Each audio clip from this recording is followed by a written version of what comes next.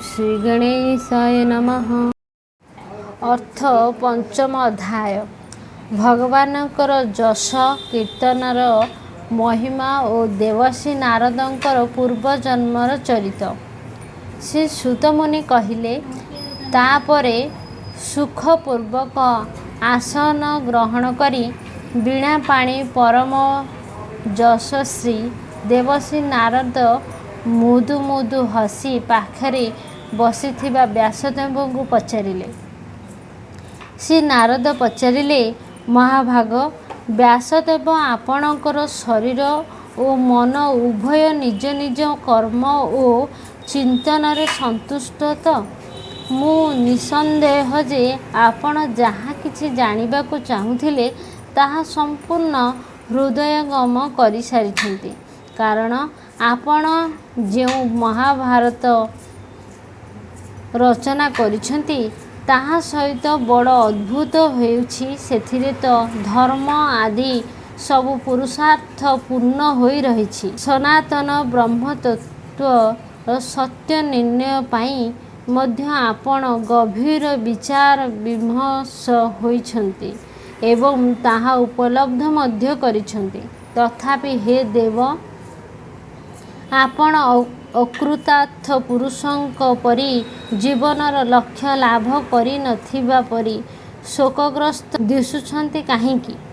व्यासदेव कहिले, आपण मो विषय जहाँ सबु कहिले से सबु सत्य, किंतु एते होई मध्य मु मो हृदयर संतोष लाभ करि पारु नाही। एहार कारण जे कौन मु ताहा जानी पारुनी। आपणकर ज्ञान तो अगाध। आपण हेउछन्ति साक्षात ब्रह्मांकर मानस पुत्र। तेणु मु आपणको मो असंतोषर कारण पचारुछि।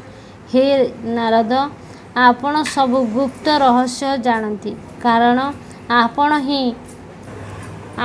सेई पुराण पुरुषंकु उपासना करुछन्ति, जे कि प्रकृति और पुरुष उभयंक स्वामी एवं से निजे असंग होई रही मध्य निजर संकल्प मात्रे के गुणमानक द्वारा संसारर उत्पत्ति स्थिति और प्रलय करिथांती। आपण त्रिलोकर सूर्यंक परी भ्रमर करुथांती एवं प्राणवायु परी समस्त अंतरे जोग बलरे विद्यमान रहुथिबारु समस्तकर अंतःकरणर साक्षी मध्य अटंती। मु धर्म मार्गरे चालुछि तथा परम ब्रह्म और शब्द ब्रह्म उभयंक विषय मोर पूर्व ज्ञान रहिछि। एहिपरि होइथिबारु मु तो परमानंद मग्न होई रहिबा कथा, किंतु मते सेहीपरि परमानंद अनुभव हेउ नाही काहींकि? सुतराम, मो साधनारे जो विषय होई जाउछि ताहा मते कृपा करे कुहंतु। श्री नारद कहिले, हे व्यासदेव, आपण एसबु करी मध्य भगवानकर निर्मल जश यथेष्ट भावरे गान करिथांती। मो मतरे जो शास्त्र बा ज्ञान द्वारा भगवान संतुष्ट हुअन्ति नाही ताहा हेउछि अपूर्ण। आपण धर्म आदि पुरुषार्थ संबंधरे जेपरि निरूपण करिछन्ति, भगवान श्रीकृष्ण महिमा सेहीपरि निरूपण करिनाहांती। कौनसी बाणी रस भाव अलंकार आदिरे जेते पूर्ण होइथाउ ना काहींकि, सेथिरे जदि भगवान श्रीकृष्णकर जगत पापनी जश कीर्तन करा जाई नाही, तेबे सेही रचना बा बाणी को कुआ खाइबा पाई अइंठा फोपड़ा जाउथिबा स्थान परी अपवित्र बोली धरा जाए। मानस सरोवरे कमनीय पद्म बंधन विहार करुथिबा हंसमानक परी ब्रह्मधामरे विहार करुथिबा सेई भागवत रचनार बिंधाश्रित परमहंस भक्त माने कदापि सेई बाणी बा रचनारे ରମଣ କରନ୍ତି ନାହିଁ। ଅନ୍ୟ ପକ୍ଷରେ ଯେଉଁଥିରେ ସୁନ୍ଦର ରଚନା ଶୈଳୀ ନାହିଁ କି ମଧୁର ଶବ୍ଦାବଳୀ ନାହିଁ, ଅଥଚ ଯାହାର ପ୍ରତ୍ୟେକ ପଂକ୍ତି ବା ଶ୍ଲୋକ ଭଗବାନଙ୍କର ଯଶ ସୂଚକ ବିଭିନ୍ନ ନାମରେ ଯୁକ୍ତ, ସେହି ବାଣୀ ବା ରଚନା ଲୋକମାନଙ୍କର ସକଳ ପାପ ନାଶ କରିଦିଏ। ସତ୍ପୁରୁଷମାନେ ସେହିପରି ବାଣୀ ବା ରଚନା ହିଁ ଶ୍ରବଣ, ଗାନ ତଥା କୀର୍ତ୍ତନ କରନ୍ତି। ନିଷ୍କାମ ଭାବରେ କରାଯାଉଥିବା କର୍ମ ଯଦି ଭାଗବତ ଭକ୍ତି ରହିତ ନିଷ୍କାମ ଭାବରେ କରାଯାଉଥିବା କର୍ମ ଯଦି ଭଗବତ୍ ଭକ୍ତି ରହିତ ହୋଇଥାଏ, ତେବେ ତାହା କୌଣସି ପ୍ରକାରରେ ଶୋଭା ପାଏ ନାହିଁ। ସେହିପରି ଭଗବତ୍ ଭକ୍ତି ଶୂନ୍ୟ ଶାସ୍ତ୍ର ଜ୍ଞାନ ନିଷ୍କାମ ଭାବରେ କରାଯାଉଥିବା କର୍ମ ଯଦି ଭଗବତ୍ ଭକ୍ତି ରହିତ ହୋଇଥାଏ, ତେବେ ତାହା କୌଣସି ପ୍ରକାରରେ ଶୋଭା ପାଏ ନାହିଁ। ସେହିପରି ଭଗବତ୍ ଭକ୍ତି ଶୂନ୍ୟ ଶାସ୍ତ୍ର ଜ୍ଞାନ ମଧ୍ୟ ଶୋଭା ରହେ ନାହିଁ। ତେଣୁ ଭଗବତ୍ ଭକ୍ତିରେ ଯୁକ୍ତ ହୋଇ ନିଜର ସକଳ କର୍ମ ତଥା ଶାସ୍ତ୍ର ଅଭ୍ୟାସ କରିବା ଆବଶ୍ୟକ। ଯୁକ୍ତିଯୁକ୍ତ କର୍ମ ଓ ଜ୍ଞାନ ଅନନ୍ତ ଫଳ ପ୍ରଦାନ କରିଥାଏ। ଯେଉଁ କର୍ମ ଅନାସକ୍ତ ହୋଇ କରାଯାଏ, ତାହା କର୍ତ୍ତାକୁ ଜନ୍ମ ମୃତ୍ୟୁ ଆବର୍ତ୍ତରେ ପକାଇଦିଏ। ତେଣୁ ତାହା ସର୍ବଦା ଅଶୁଭ ହୋଇଥାଏ। ସେହିପରି କର୍ମ ବିଷୟରେ କ'ଣ ଆଉ କହିବା? ତାଛଡ଼ା ନିଷ୍କାମ ଭାବରେ କରାଯାଉଥିବା କର୍ମ ମଧ୍ୟ ଯଦି ଭଗବାନଙ୍କୁ ଅର୍ପଣ କରା ନଯାଏ, ତେବେ ତାହା ବି ଶୋଭନୀୟ ହୁଏ ନାହିଁ। ହେ ମହାଭାଗ ବ୍ୟାସଦେବ, ଆପଣଙ୍କ ଦୃଷ୍ଟି ତ ଅମୋଘ, ଆପଣଙ୍କର କୀର୍ତ୍ତି ପବିତ୍ର। ଆପଣ ହେଉଛନ୍ତି ସତ୍ୟପରାୟଣ ଓ ଦୃଢ଼ବ୍ରତ। ତେଣୁ ସକଳ ଜୀବକୁ ବନ୍ଧନରୁ ମୁକ୍ତ କରିବା ନିମନ୍ତେ ଆପଣ ଏଥର ସମାଧିସ୍ଥ ହୋଇ ଅଚିନ୍ତ୍ୟ ଶକ୍ତି ଭଗବାନଙ୍କ ବିଭିନ୍ନ ଲୀଳା ସ୍ମରଣ କରନ୍ତୁ। ମନୁଷ୍ୟ ଭଗବାନଙ୍କ ଲୀଳା ଛାଡ଼ି ଅନ୍ୟ କିଛି କହିବାକୁ ଇଚ୍ଛା କଲେ ସେ ସେହି ଇଚ୍ଛା ଦ୍ୱାରା ନିର୍ମିତ ନାନା ନାମ ଓ ରୂପର ଭ୍ରମରେ ପଡ଼ିଯାଏ। ତାହାର ବୁଦ୍ଧି ଭେଦଭାବରେ ପୂର୍ଣ୍ଣ ହୋଇଯାଏ। ଘୂର୍ଣ୍ଣ ବାତ୍ୟାରେ ପଡ଼ି ଆନ୍ଦୋଳିତ ହେଉଥିବା ନୌକା ଯେପରି କୌଣସି ସ୍ଥାନରେ ସ୍ଥିର ହୋଇ ରହିପାରେ ନାହିଁ, ତାହାର ଚଞ୍ଚଳ ବୁଦ୍ଧି ସେହିପରି କୌଣସି ବସ୍ତୁରେ ସ୍ଥିର ହୋଇ ରହିପାରେ ନାହିଁ। ସଂସାରୀ ମନୁଷ୍ୟ ତ ସ୍ୱାଭାବିକ ରୂପରେ ବିଷୟଜାଲରେ ପଡ଼ି ଘାଣ୍ଟି ହୋଇଥାନ୍ତି।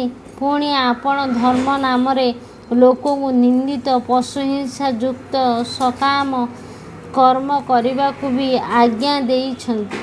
ଏହା ଠିକ୍ ହେବ ନାହିଁ। କାରଣ ଆପଣଙ୍କର ବଚନ ଅନୁଯାୟୀ ପୂର୍ବୋକ୍ତ ନିନ୍ଦିତ କର୍ମକୁ ହିଁ ସେହି ଅଜ୍ଞାନୀମାନେ ମୁଖ୍ୟ ଧର୍ମ ବୋଲି ଧରି ବସୁଛନ୍ତି। ପଶୁବଧ ନିଷେଧ ବୋଲି ସେମାନଙ୍କୁ ଯେତେ ବୁଝାଇଲେ ବି ସେମାନେ ତାହା ନ ଶୁଣି ଅଧର୍ମକୁ ହିଁ ଧର୍ମ ବୋଲି ମାନୁଛନ୍ତି। ଆପଣ ତ ବିଦ୍ୱାନ୍, ଅନନ୍ତ ଶକ୍ତିଶାଳୀ। ଭଗବାନଙ୍କର ବିଶୁଦ୍ଧ ଅଲୌକିକ ଲୀଳା ବିଷୟରେ ଆପଣ ଭଲ ରୂପେ ଜାଣନ୍ତି। ତା ସହିତ ବୈରାଗ୍ୟରୁ ମିଳୁଥିବା ଆନନ୍ଦ ଭୁବନ ବିଷୟରେ ମଧ୍ୟ ଆପଣଙ୍କର ଜ୍ଞାନ ଅଛି। ତେଣୁ ରଜତମାଦି ଗୁଣମାନଙ୍କରେ ପ୍ରବୃତ୍ତ ତଥା ସେହିସବୁ ଗୁଣ ହେତୁ ଆତ୍ମସ୍ୱରୂପରେ ଜ୍ଞାନରୁ ବଞ୍ଚିତ ରହୁଥିବା ସଂସାରୀ ଲୋକମାନଙ୍କ ପ୍ରତି କରୁଣା କରି ସେମାନଙ୍କୁ ଭଗବାନଙ୍କର ବିଭିନ୍ନ ଅଲୌକିକ ଲୀଳା ଦର୍ଶନ କରନ୍ତୁ, ଯାହା ଫଳରେ କି ସେମାନେ ଭଗବତ୍ ଭକ୍ତିରେ ନିମଗ୍ନ ରହି ନିଜ ଆତ୍ମସ୍ୱରୂପରେ ସାକ୍ଷାତକାର କରିପାରିବେ। ଯେଉଁ ମନୁଷ୍ୟ କାର୍ଯ୍ୟକର୍ମ ନ କରି ଭଗବତ୍ ଭକ୍ତିରେ ହିଁ ମଜ୍ଜି ରହନ୍ତି, ତାଙ୍କର ଭକ୍ତି ପୂର୍ଣ୍ଣ ରୂପେ ପରିପକ୍ୱ ହେବା ପୂର୍ବରୁ ତାଙ୍କର ଯଦି ମୃତ୍ୟୁ ହୋଇଯାଏ ତେବେ କ'ଣ ସେହି ଭକ୍ତଙ୍କର କୌଣସି ଅଶୁଭ ବା ଅମଙ୍ଗଳ ହୁଏ? ଅନ୍ୟ ପକ୍ଷରେ କେହି ଯଦି କାମ କର୍ମରେ ହିଁ ଲାଗି ରହି ଭଗବତ ଭକ୍ତି ପ୍ରତି ବିମୁଖ ହୋଇଯାନ୍ତି ତାଙ୍କର କ'ଣ କେବେ ବି ବିଶେଷ ଲାଭ ହୁଏ?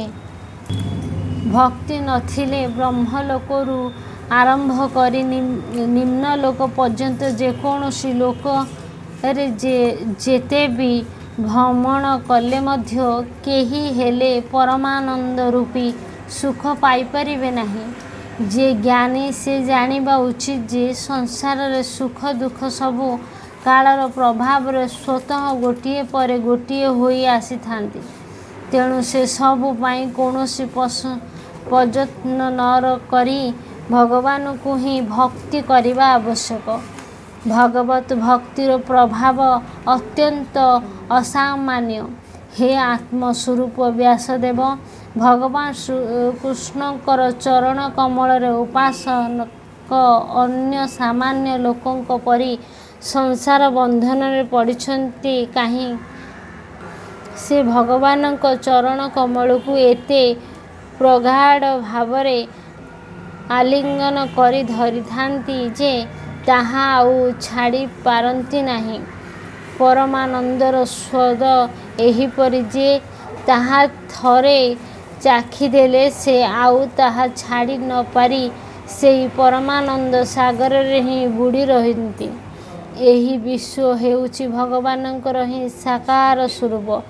ଏକମାତ୍ର ସେ ହିଁ ସକଳ ପ୍ରାଣୀଙ୍କ ରୂପରେ ବିଦ୍ୟମାନ। କିନ୍ତୁ ଏହିପରି ହୋଇ ମଧ୍ୟ ସେ ଏହି ବିଶ୍ୱର ଅତୀତ।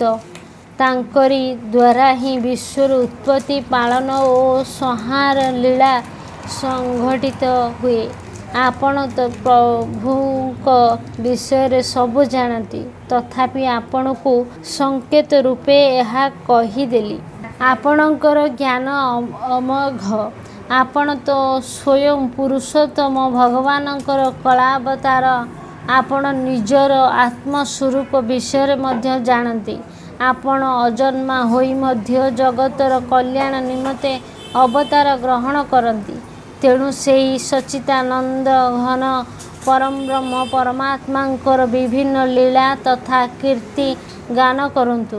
ବିଦ୍ୱାନମାନେ ନିର୍ଣ୍ଣୟ କରିଛନ୍ତି ଯେ ପୁଣ୍ୟ କୀର୍ତ୍ତି ଶ୍ରୀକୃଷ୍ଣଙ୍କର ଗୁଣ ଓ ଲୀଳା ବର୍ଣ୍ଣନା କରିବା ହିଁ ହେଉଛି ତପସ୍ୟା, ବେଦାଧ୍ୟୟନ, ଯଜ୍ଞାନୁଷ୍ଠାନ, ସ୍ୱାଧ୍ୟାୟ, ଜ୍ଞାନ ଓ ଦାନ ଏକମାତ୍ର ଉଦ୍ଦେଶ୍ୟ। କାରଣ ଏସବୁ ହେଉଛି ଭଗବାନଙ୍କଠାରେ ଅନୁରାଗ ଜାତ କରାଇବାର ଶ୍ରେଷ୍ଠ ଉପାୟ।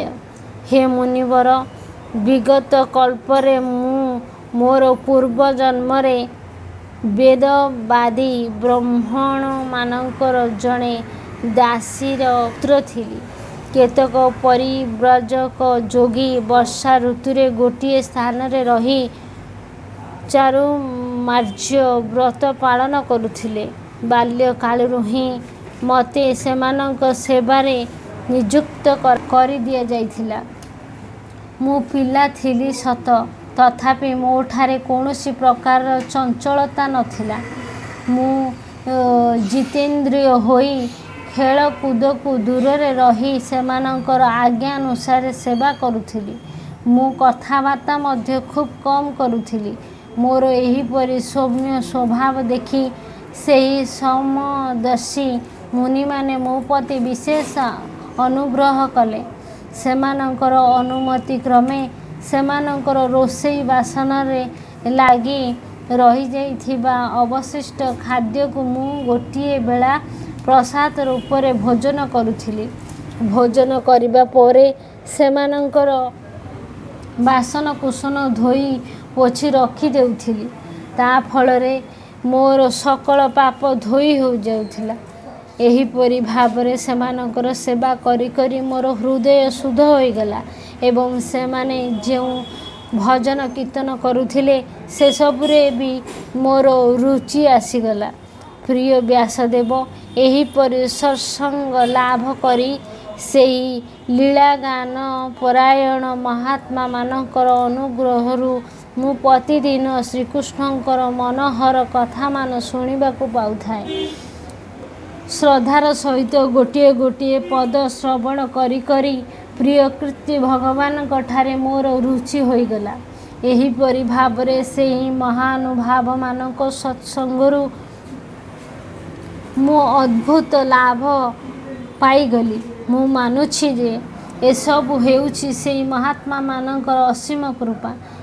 ହେ ମହାମୁନେ, ଭଗବାନଙ୍କ ପ୍ରତି ରୁଚି ଜାଗ୍ରତ ହୋଇଯିବାରୁ ସେହି ମନୋହର କୀର୍ତ୍ତି ପ୍ରଭୁଙ୍କ ଠାରେ ମୋର ବୁଦ୍ଧି ମଧ୍ୟ ନିଶ୍ଚଳ ହୋଇଗଲା।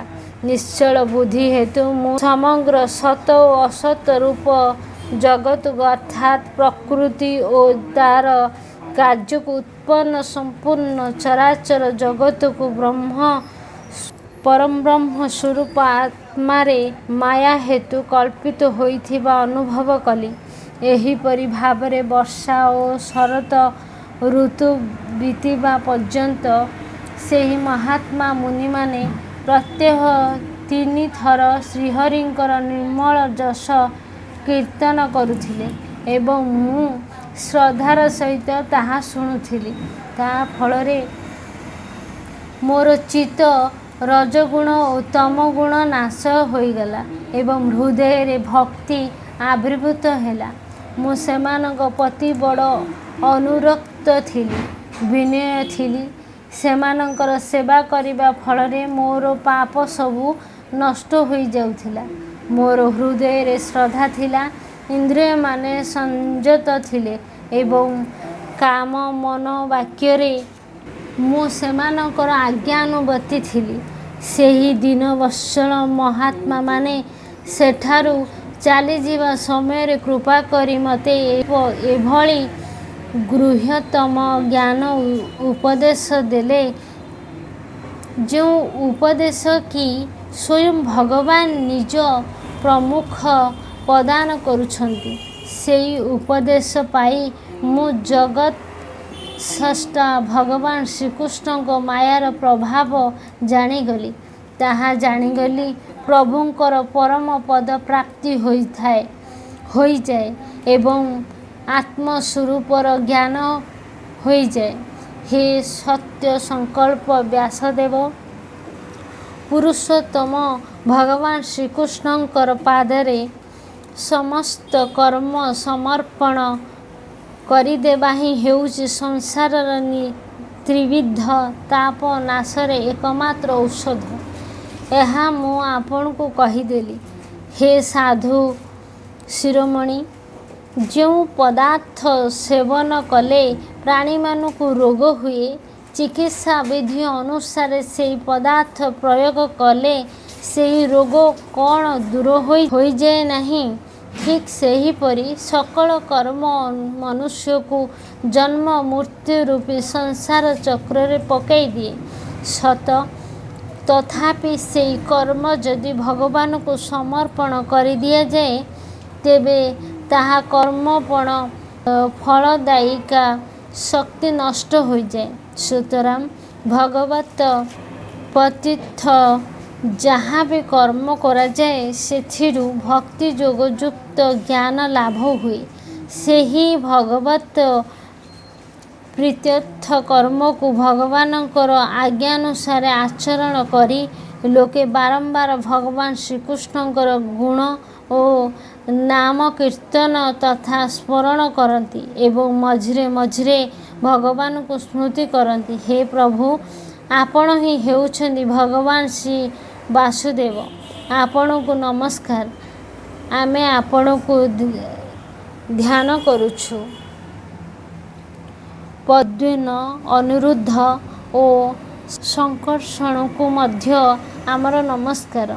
ଏହିପରି ଭାବରେ ଯେଉଁ ପୁରୁଷ ଚତୁର୍ବ୍ୟୂହରୂପୀ ଭଗବାନ ମୂର୍ତ୍ତିମାନଙ୍କ ନାମ ଦ୍ୱାରା ପ୍ରକୃତ ମୂର୍ତ୍ତିରହିତ ମନ୍ତ୍ରମୂର୍ତ୍ତି ଯଜ୍ଞ ପୁରୁଷଙ୍କୁ ପୂଜା କରନ୍ତି, ତାହାଙ୍କର ଜ୍ଞାନ ପୂର୍ଣ୍ଣ ଏବଂ ଯଥାର୍ଥ।